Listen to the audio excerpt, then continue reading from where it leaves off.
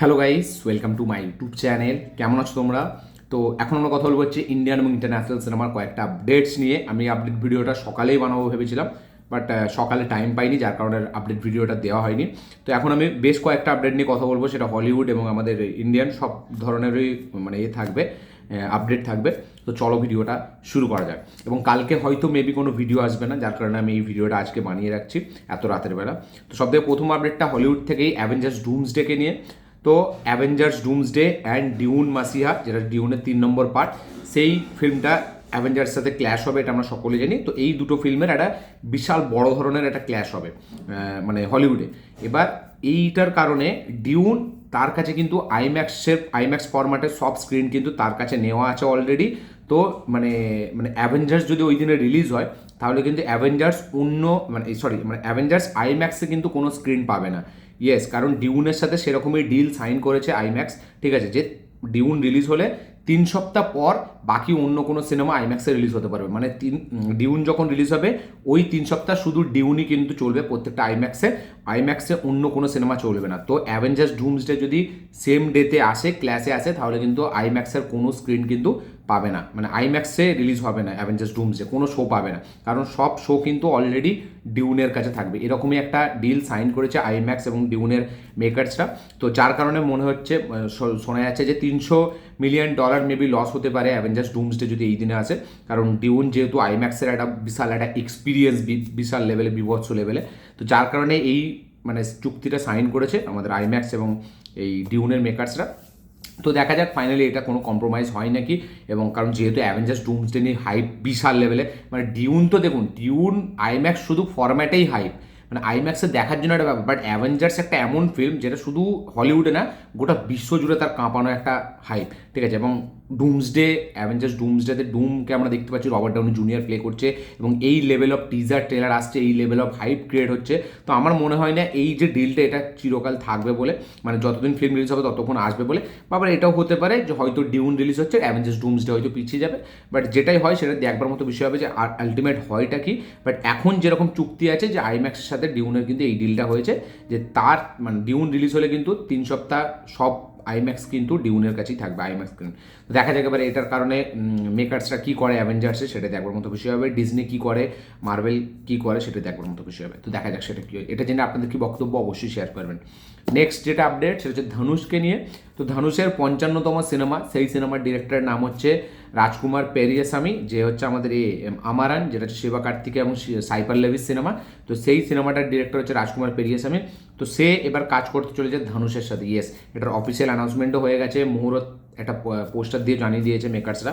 তো ধনুষ এই সিনেমাটাকে নিজেই প্রডিউস করবে, কারণ এই সিনেমার প্রোডাকশন হাউস প্রথমে অন্য ছিল, বাট বাজেট ইস্যুর কারণে সেই প্রোডাকশন হাউস কিন্তু সরে যায়, এবং এখন কিন্তু ধনুষ নিজের প্রোডাকশনের আন্ডারে এই সিনেমাটাকে বানাবে, যাতে নায়িকা হিসেবে আমরা দেখতে পাবো সাই পল্লবীকে। এবং এই সিনেমাতে কিন্তু মামুটির, মালায়ালাম মেগাস্টার মামুটি, তার কিন্তু একটা কেমিও থাকতে চলেছে। ইয়েস, তার একটা কেমিও থাকতে চলেছে গুরুত্বপূর্ণ চরিত্রে।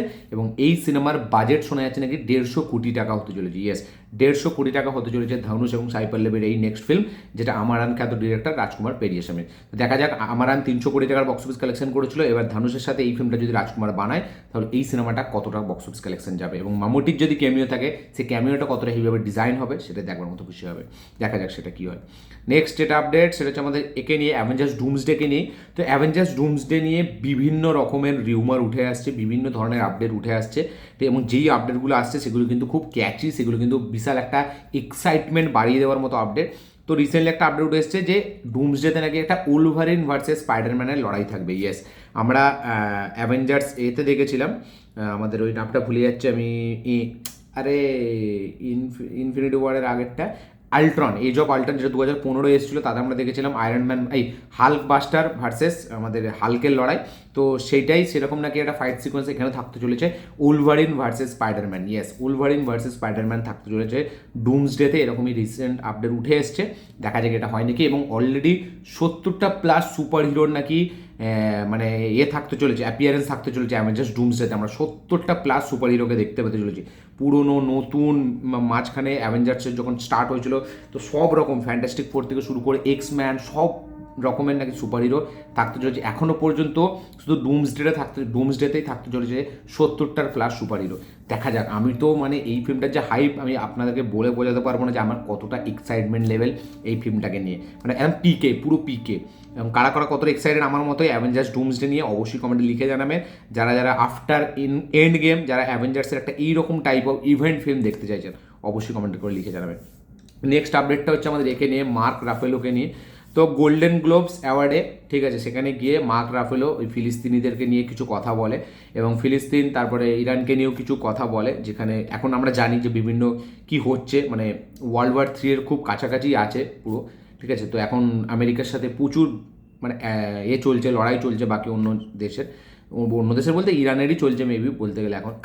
তো গোল্ডেন গ্লোবস অ্যাওয়ার্ডে এবং মার্ক রাফেলো সে বিভিন্ন সময় এরকম কিন্তু একটা কাইন্ড অফ একটা কথাবার্তা বলে থাকে যে এরকম অত্যাচার বন্ধ হোক, জেনোসাইড সেগুলো না হয়, মানে সাধারণ মানুষ না মারা যায়, ঠিক আছে। তো সে সবসময় এই যাতে যুদ্ধটা লড়াইটা না হয় সেটা কিন্তু সে সবসময় চেয়ে থাকে এবং এটা কিন্তু বলতে সে কোনো রকম দ্বিধা করে না।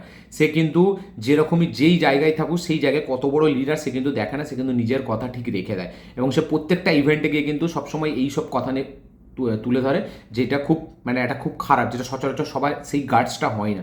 এবং মার্ক রাফেলো এরকমই কিন্তু বক্তব্য দেওয়ার কারণে ডিজনি কিন্তু মার্ক রাফেলো মানে যাকে আপনারা হালকের চরিত্রে দেখেন, ডিজনি তার সাথে টোটাল $500 মিলিয়ন চুক্তি কিন্তু ক্যান্সেল করেছে। ইয়েস, $500 মিলিয়ন সাইন কিন্তু বাতিল করেছে আমাদের এখানে ডিজনি, ঠিক আছে। যারা ডিজনিকে আপনারা সকলেই জানেন, ঠিক আছে। তো ডিজনি তারা মার্ক রাফেলের সাথে যে চুক্তিটা হয়েছিল $500 মিলিয়ন তার সাথে কাজ করা নিয়ে, সেই চুক্তিটা কিন্তু বাতিল করেছে বিকজ অফ এই গ্লোবে আমাদের যেসব কথাবার্তা বলেছিল মার্ক রাফেলো, তো সেটা হয়তো কোনোভাবে পলিটিক্যাল কারণে ডিজনির কাছে গেছে এবং ডিজনি তার সাথে তাই জন্য এই চুক্তিটা ভাঙছে। যদিও এটা পুরোপুরি অফিসিয়াল নেই, এটা কিন্তু রিউমার উঠে এসছে যে ডিজনি মানে ধরুন ডুমসডেতে থাকবে আমাদের মার্ক রাফেলো বা অন্যান্য আরও যে সিনেমাগুলো আছে, তো যার কারণেই হয়তো 500 মিলিয়ন বলা যাচ্ছে। তো এই চুক্তিটা নাকি বাতিল করেছে, এরকমই লেটেস্ট আপডেট। দেখা যাক পরবর্তীকালে একটা অফিসিয়াল কোনো আপডেট আসে নাকি। এবং ফাইনালি আমরা হাল্ককে কি দেখতে পাবো, তো অবশ্যই মানে ডুমসডেতে হাল্ক না থাকলে মানে অ্যাভেঞ্জার্স উইদাউট হাল্ক আমরা জানি যে তার হাল্ক কী হতে চলেছে, মানে দেখেও সেই মজাটা পাবো না হাল্ককে যদি না দেখতে পাই। তো দেখা যাক এটা কী হয়। আপনাদের কি বক্তব্য এটা নিয়ে অবশ্যই কমেন্টে লিখে জানাবেন। নেক্সট যেটা আপডেট সেটা হচ্ছে ধুরন্ধর 2কে নিয়ে। তো বর্ডার 2 এর প্রিন্টের সাথে বর্ডার 2 আমার দেখার খুবই ইচ্ছা ছিল, বাট আনফর্চুনেটলি এমন কিছু হয়ে গেছে যার কারণে আমি দেখতে পাচ্ছি না। বাট ধুরন্ধর 2 এর নাকি টিজার বর্ডার 2 এর সাথে দেখানো হয়েছে। বাট এখন যেটা লেটেস্ট আপডেট যে ধুরন্ধর 2 এর ট্রেলার কিন্তু আসবে খুব শিগগিরই সোশ্যাল মিডিয়াতে। ইয়েস, এই সোশ্যাল মিডিয়াতে মানে ইউটিউব ডিজিটাল প্ল্যাটফর্মে সেগুলো কিন্তু রিলিজ হবে, তো খুব শিগগিরই আসতে চলেছে। দেখা যাক বর্ডার 2 এর। বাট বর্ডার 2 এর রিভিউ যদি আমি এখনও দেখিনি, সেখানে কারা ধুরন্ধর 2 এর টিজার নিয়ে কথা বলেছে এটাও আমি জানি না, কারণ আমি কোনো রিভিউ দেখিনি। এবং যখন থেকে আমি মানে নিজে ভিডিও বানাই তখন থেকে আমি রিভিউ দেখা বন্ধ করে দিচ্ছি, মানে খুব পরে দেখি, যখন আমি নিজের ভিডিও আপলোড করে দিই তারপরে দেখি। তো ধুরন্ধর 2 এর টিজার কিন্তু খুব শিগগিরই আসতে চলেছে। নেক্সট যেটা আপডেট মানে সেটা হচ্ছে আমাদের এখানে হলিউডের জেসন স্টেথামকে নিয়ে। একটা জেসন স্টেথাম তার একটা ফিল্ম এসেছিল দ্য বি কিপার, সেই ফিল্মটার অফিসিয়াল সিকুয়েল কিন্তু আসতে চলেছে। ইয়েস, এর যে ডিরেক্টর তিমো তাজান্তো সে কিন্তু এটা কনফার্ম করেছে যে বি কিপার 2 আসছে এবং এখানে কিন্তু প্রচুর অ্যাকশন বিভিন্ন রকমের থাকতে চলেছে, নতুন নতুন অনেক ভিলেনকে এখানে আনা হচ্ছে এবং এই সিনেমাটা রিলিজ হবে হচ্ছে 15 জানুয়ারি 2027। ইয়েস, জেসন স্ট্যাথামের নেক্সট রিলিজ যেটা হচ্ছে দ্য বি কিপার পার্ট 2, সেটা রিলিজ হবে হচ্ছে 15 জানুয়ারি 2027। বি কিপার আমিও দেখেছিলাম, আমার একটা অ্যাভারেজ ফিল্ম মনে হয়েছিল। আপনারা যারা দেখেছেন তাদের কি বক্তব্য অবশ্যই কমেন্টে লিখে জানাবেন। যারা যারা এই ফিল্মটা এক্সাইটেড অবশ্যই একটা কমেন্টে লিখে জানাবেন যে কতটা এক্সাইটেড। এবং জেসন স্ট্যাথাম আমার তাকে খুব ভালো লাগে, তার অ্যাকশন সিনেমা মানে এক টাইপের সিনেমা হলেও তাকে আমার দেখতে ভালো লাগে। তো 15 জানুয়ারি 2027 রিলিজ হচ্ছে the beekeeper part 2। Next যেটা আপডেট সেটা হচ্ছে আমাদের একে নিয়ে। নেক্সট আপডেটটা হচ্ছে আমাদের কালকি 2898 এডিকে নিয়ে। ইয়েস, কালকি 2898 এডি কিন্তু কাজ খুব শিগগিরই চালু হতে যাচ্ছে। ইয়েস, সন্তোষ নারায়ণ যে ব্যাকগ্রাউন্ড স্কোর করেছে মানে যে মিউজিক ডিরেক্টর, সে কিন্তু জানিয়েছে যে তারা কিন্তু কালকি 2 এর জন্য কাজ কিন্তু তারা ইতিমধ্যেই চালু করে দিয়েছে। ইয়েস, তারা কিন্তু অলরেডি কালকি 2 এর কাজ চালু করে দিয়েছে। সব অ্যাক্টার্সদের ডেট পেয়ে গেলে তারা কিন্তু শুটিংও খুব শিগগির চালু করে দেবে এবং অলরেডি আমরা জানি যে ফেব্রুয়ারি থেকে শুটিং চালু হওয়ার প্ল্যান আছে এখনও পর্যন্ত এই মুহূর্তে, ঠিক আছে। তো দেখা যাক কী হয়, বাট তারা মিউজিকের কাজ কিন্তু অলরেডি চালু করে দিয়েছে কালকি 2898 এডির জন্য। এবং এই ফিল্মে সবাই কিন্তু খুব মেহনত করেছে, কাস্ট থেকে শুরু করে মিউজিক ডিরেক্টর, এবং রিসেন্টলি সন্তোষ নারায়ণ সে একটা ইন্টারভিউকে এটাই জানিয়েছে যে তারা কিন্তু কালকি 2 এর কাজ অলরেডি চালু করে দিয়েছে, শুধু শুটিং ফ্লোরে যেতেই সিনেমাটা বাকি আছে। নেক্সট যেটা আপডেট সেটা হচ্ছে আমাদের একে নিয়ে, জেরেমি রানারকে নিয়ে। তো জেরেমি রানার, যাকে আপনারা হকায়ের চরিত্রে জানেন মার্ভেলের অ্যাভেঞ্জার্সে, তো সে 50% তার পারিশ্রমিক বাড়াতে চাইলে, ঠিক আছে, মানে এই সিজনের জন্য, হকাই সিজন 2 এর জন্য, তো তারা মেকার্সের এটার জন্য রাজি হয়নি, যার কারণে কিন্তু জেরেমি এই সিরিজটা থেকে মানে বেরিয়ে যাচ্ছে, সে কিন্তু এটা করতে রাজি হচ্ছে না, ঠিক আছে। অর্থাৎ মানে এখন বলতে গেলে এই সিরিজটা ক্যান্সেল করা হয়েছে। ইয়েস, হকাই সিজন 2 এখন এই মুহূর্তে সেলফ হয়ে গেছে বিকজ অফ অ্যাক্টর, সে তার ফিস বাড়াতে চেয়েছে পার্ট 2 এ, যার কারণে কিন্তু মেকার্সের এটার নিতে চায়নি, মার্বেল এটাকে করতে চায়নি, তো যার কারণে মানে ডিজনি, যার কারণে কিন্তু সে এটা থেকে বেরিয়ে যাচ্ছে, এরকমই লেটেস্ট আপডেট। তো হকাই সিজন 2 মেবি আমরা দেখতে পাবো না এখন। তো নেক্সট যেটা আপডেট সেটা হচ্ছে আমাদের একে নিয়ে, রাজকুমার রাওকে নিয়ে। তো সৌরভ গাঙ্গুলির বায়োপিক হচ্ছে, রাজকুমার রাও আছে, আমরা সকলে জানি, যেটা ডিরেক্ট করছে অনুরাগ বাসু। তো এই সিনেমাটার কাজ কিন্তু মার্চ থেকে চালু হবে। ইয়েস, মার্চ থেকে চালু হতে যাচ্ছে সৌরভ গাঙ্গুলির বায়োপিক, এবং এই সিনেমাটার শুটিং কিন্তু কলকাতা, মুম্বাই এবং লন্ডনে হতে চলেছে। ইয়েস, কলকাতা, মুম্বাই, লন্ডন এই জায়গাতে এই সিনেমা শুটিং হবে। মার্চ থেকে এই সিনেমার শুটিং অফিসিয়ালি চালু হতে যাচ্ছে। তো কারা কারা সৌরভ গাঙ্গুলির দাদার বায়োপিক নিয়ে রেডি, অবশ্যই মানে এক্সাইটেড, তারা অবশ্যই কমেন্টে লিখে জানাবে। নেক্সট যেটা আপডেট সেটা হচ্ছে হেনরি কেভিলের next release, Hollywood star Henry Cavill, যাকে আপনারা সুপারম্যানের চরিত্রে জানেন, ম্যান অফ স্টিলে যে হিরো ছিল, মানে এখনকার সুপারম্যান না। তো জন উইকের ডিরেক্টর, যার নাম হচ্ছে চ্যাড স্টাহেলস্কি, ঠিক আছে। তো তার নেক্সট ফিল্ম, যেটার নাম হচ্ছে হাইল্যান্ডার, যে ফিল্মটা একটা হাই অকটেন অ্যাকশন ফিল্ম হতে চলেছে, অ্যাকশন থ্রিলার ফিল্ম, যাতে নেক্সট লেভেলের কিছু অ্যাকশন সিকোয়েন্স থাকবে, এবং জন উইকের ডিরেক্টর মানে আপনারা সকলেই জানেন কে কোন লেভেলের ফাইট সিকোয়েন্স থাকতে চলেছে। তো এই সিনেমাতে আমরা বাতিস্তাকেও দেখতে পেতে চলেছি, WWE এর দেব বাতিস্তা, যে এখন বলা যায় হলিউডের একজন অ্যাক্টর। তো সে এবং হেনরি ক্যাভিল, তার মধ্যে একটা বড় সড়ো ফাইট সিকোয়েন্স থাকবে, যেটা একটা শর্ট ফাইট সিকোয়েন্স হবে, মানে তরোয়ালের ফাইট সিকোয়েন্স। তো এই সিকোয়েন্সটা নাকি খুব বিশালভাবে শ্যুট করা হচ্ছে, এবং এই ফিল্মে নাকি একদম বিশাল হাই অকটেন কিছু অ্যাকশন সিকোয়েন্স থাকবে, এরকমই এখনও পর্যন্ত জানা যাচ্ছে। এবং একটা ফেস অফ সিকোয়েন্স থাকবে, যেটা হেনরি ক্যাভিল এবং দেব বাতিস্তার মধ্যে, যেটা কিনা খুব বিশাল বড় লেভেলের ভাবে শ্যুট করা হচ্ছে। এবং এই ফিল্মটার যেটা গল্পটা সেটা হচ্ছে মানে অমরদের নিয়ে। ইয়েস, মানে যারা অমর তাদের যুদ্ধ নিয়ে এই গল্পটা আমরা দেখতে পেতে চলেছি। তো একটা ইমোর্টাল ওয়ারিয়ার টাইপের গল্প আমরা দেখতে পেতে চলেছি, দেখা যাক সেটা কী হয়। তো হেনরি ক্যাভিলের নেক্সট ফিল্ম নিয়ে কারা কারা কত এক্সাইটেড অবশ্যই কমেন্টে লিখে জানাবেন। জন উইকের ডিরেক্টর এই কাজটা ডিরেক্ট করছে, সেটা নিয়ে আমি বিশাল এক্সাইটেড, আপনাদের কি বক্তব্য শেয়ার করবেন। নেক্সট যেটা আপডেট সেটা হচ্ছে জননায়কনকে নিয়ে। তো জননায়কনের মানে ফাইনাল ঘোষণা হতে চলেছে 27শে জানুয়ারি। ইয়েস, 27শে জানুয়ারি মাদ্রাজ হাইকোর্ট তারা কিন্তু এই রায়টা ঘোষণা করবে যে এই সিনেমাটাকে US 16+ মানে যে সার্টিফিকেট দেওয়া হয়েছিল সেটার ব্যাপারে তো মেকার্সরা মাদ্রাস হাইকোর্টে আবার তারা চ্যালেঞ্জ করে। তো মাদ্রাস হাইকোর্ট তারা 27শে জানুয়ারি এটা রায় ঘোষণা করবে, এবং যেরকম শোনা যাচ্ছে মেকার্সরা নাকি 13ই ফেব্রুয়ারি এই সিনেমাটাকে রিলিজ দেওয়ার প্ল্যান করছে। ইয়েস, 13ই ফেব্রুয়ারি মেবি রিলিজ হবে হচ্ছে থালাপতি বিজয় জননায়কন, যে ডেটটা আমি অনেকবার বলেছি এর আগে, যার কারণে কিন্তু প্রদীপ রাঙ্গানাথনের LIC ফিল্মটা সেটা কিন্তু পোস্টপন হতে চলেছে। তো 27শে জানুয়ারি আসতে চলেছে অফিসিয়াল একটা রায় এই সিনেমাটা থেকে না জননায়কনকে নিয়ে। তো জননায়কন নিয়ে কারা কারা কত এক্সাইটেড, কারা কারা থালাপতি বিজয়ের ফ্যান অবশ্যই শেয়ার করবেন কমেন্টে। নেক্সট যেটা আপডেট সেটা হচ্ছে আমাদের একে নিয়ে, স্পিরিটকে নিয়ে।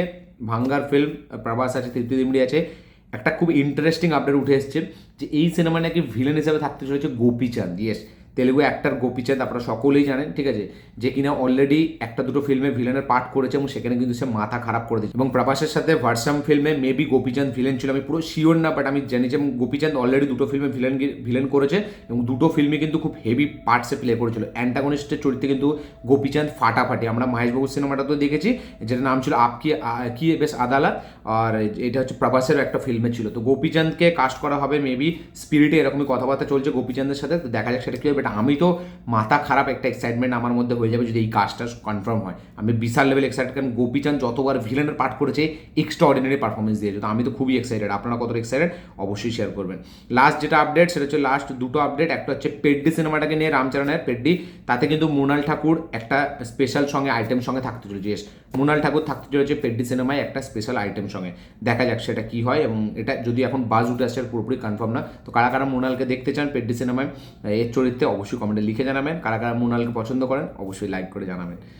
নেক্সট যেটা আপডেট সেটা হচ্ছে আমাদের বর্ডার 2 কেনে, যেটা আজকে লাস্ট আপডেট। তো বর্ডার 2 এর প্রথম দিনের কালেকশন ছিল, আমি এটা কালকে বানাতাম বাট কালকে ভিডিওটা বানাতে পারিনি। প্রথম দিনের টোটাল ওয়ার্ল্ড ওয়াইড কালেকশন ছিল 43 কোটি, যার মধ্যে ইন্ডিয়া থেকে নেট কালেকশন করে 30 কোটি টাকা ট্রেড ফিগারে, বাট প্রডিউসার ফিগারে 32 কোটি টাকা, এবং ওভারসিজ থেকে 7 কোটি টাকা কালেকশন করে। ইন্ডিয়া থেকে গ্রস কালেকশন 36 কোটি টাকা, India gross 36, India net 30, overseas থেকে 7.5, এবং total first day box office collection করে বর্ডার 2 সিনেমাটি 43 কোটি টাকা। পজিটিভ ওয়ার্ড অফ মাউথ, খুব ব্যাপক লেভেলে পজিটিভ ওয়ার্ড অফ মাউথ পাচ্ছে ফিল্মটা, এবং খুব আবার একটা সানি দেওয়ালের 500 কোটি হতে চলেছে, এটা আমি পুরো লিখে দিচ্ছি।